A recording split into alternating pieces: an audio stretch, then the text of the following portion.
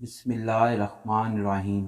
شروع اللہ کے نام سے جو بڑا مہربان نہایت رحم والا ہے۔ السلام علیکم۔ مورخین نے کتابوں میں لکھا ہے کہ ایک عورت اللہ کے نبی حضرت داؤد علیہ السلام کی خدمت میں حاضر ہوئی اور عرض کیا، اے اللہ کے نبی، آپ کا پروردگار عادل ہے یا ظالم؟ حضرت داؤد علیہ السلام نے فرمایا، تیرا ناس ہو خاتون، تو کیا بات کر رہی ہے؟ اللہ تعالیٰ تو سراسر عدل و انصاف والا ہے، وہ ذرا برابر بھی کسی پر ظلم نہیں کرتا۔ پھر اس سے پوچھا، تو ایسا کیوں کہہ رہی ہے؟ تمہارا کیا قصہ ہے؟ اس عورت نے اپنا قصہ بیان کرنا شروع کیا۔ اے اللہ کے نبی، میں ایک بیوہ عورت ہوں، میری 3 بچیاں ہیں جن کی پرورش میں اپنے ہاتھ سے سوت کاٹ کے کرتی ہوں۔ میں دن بھر اور بعض اوقات راتوں کو جا کر سوت کاٹتی ہوں۔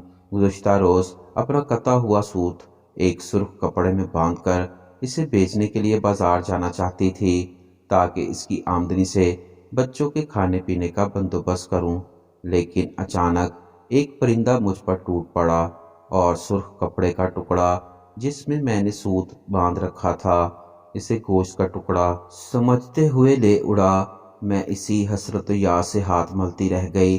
اب میرے پاس کچھ بھی نہیں کہ اپنی بچیوں کو کھلا سکوں۔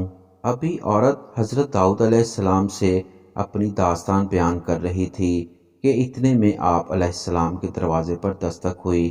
اللہ کے نبی نے آنے والے کو گھر میں داخل ہونے کی اجازت مرحمت فرمائی۔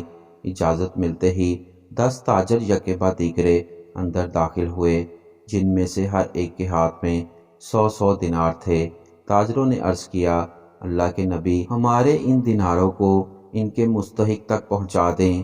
داؤد علیہ السلام نے ان سے پوچھا، اچھا میرے پاس یہ مال حاضر کرنے کا سبب کیا ہے؟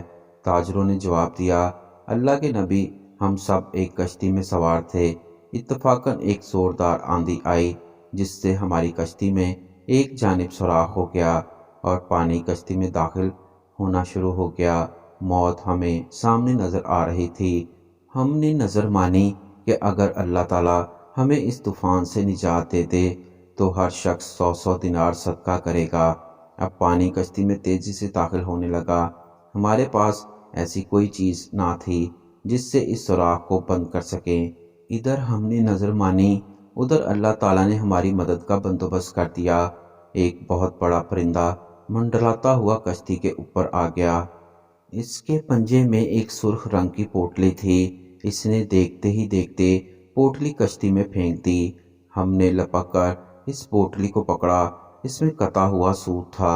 ہم نے فوراً اس سے کشتی کا سوراخ بند کر دیا اور اس میں داخل شدہ پانی کو ہاتھ سے باہر پھینکا۔